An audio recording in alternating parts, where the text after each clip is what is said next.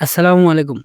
আলহামদুলিল্লাহ আমাদের খামারের যে ছোট্ট পুকুরটা ছিল, তো গতদিন আমাদের পুকুরে কচুরিপানা পরিষ্কার সহ পানিকে আমরা বিশুদ্ধ করছিলাম। যেহেতু আমাদের পুকুর পরিষ্কার করা শেষ এবং এখন মাছ ছাড়ার সময়, তো আমরা তার জন্য যাচ্ছিলাম মাছের পোনা সংগ্রহ করার জন্য। এবছর আমরা সিদ্ধান্ত নিচ্ছি যে পুকুরে আমরা দেশি প্রজাতির মাছগুলাই চাষ করব। তো তার জন্য আমরা সকাল, সকাল যাচ্ছিলাম, আমাদের এক পরিচিত কাকা আছে, যে কিনা এই দেশি মাছগুলা বিক্রি করে থাকে। তো আমরা ওই পুকুরে গত বছরও কিছু মাছ চাষ করছিলাম। তো তার জন্য আমরা অনলাইন থেকে অর্ডার করে ২৫০০ পিস তেলাপিয়া মাছ নিয়ে আসছিলাম চাষ করার জন্য। ওই বছর আমাদের মাছ চাষে কিছু গাফিলতি ছিল। তো যার কারণে আমরা সেখান থেকে কোন ধরনের লাভ করতে পারি নাই।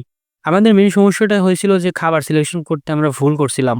তবুও আল্লাহ তাআলার কাছে হাজার, হাজার শুকরিয়া। আসলে আমরা যে জায়গায় যাচ্ছিলাম মাছের পোনা সংগ্রহ করার জন্য, তো ওখানকার বেশিরভাগ লোকই মাছ চাষ করে থাকে। তো এইগুলাই ছিল মূলত তাদের চাষকৃত পুকুর এবং এখানে যে গাড়িটা দেখতে পাচ্ছেন, তো এইগুলা ছিল মূলত পোনারই গাড়ি। তো ঐখান থেকে মাছ দেখার পরে আমরা আমাদের গন্তব্যের জন্য বেরিয়ে পড়ি। যেহেতু এখন বর্ষার সময় এবং প্রচুর পরিমাণে বৃষ্টি হচ্ছে, যার কারণে আমাদের যাত্রার পথে অনেকবার বৃষ্টির সম্মুখীন হতে হয়েছিল। বিষয়টা এমন হয়েছে যে আমাদের বৃষ্টি বিলাস করা হয়েছে, প্লাস তার সাথে মাছের পোনা সংগ্রহ করার বিষয়ে কথা বলা হয়েছে। যে পরিমাণ বৃষ্টি হচ্ছিল এটা দেখে আমার অনেকটাই ভয় লাগছিল। আসলে ভয় পাওয়ার কারণটা হচ্ছে কি, আমাদের যে পুকুরটা আছে এখানে আবার একটু বেশি পানি হলে সমস্যা হয়ে যায়। মাছ-টাছ বের হওয়ার সম্ভাবনা থাকে। আল্লাহর কাছে দোয়া করি যেন আবহাওয়াটা খুব শীঘ্রই ঠিক হয়ে যায়।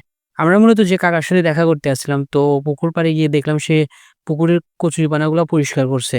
কাকা আমাদের কাছে জানতে চাচ্ছিল যে আমরা কি ধরনের মাছ চাষ করব এবং গত বছর আমাদের মাছে কিরকম কি হয়েছিল। তো তাকে সব বিস্তারিত বলার পর সে আমাদের কাছ থেকে ২-৩ দিনের সময় নিয়েছে।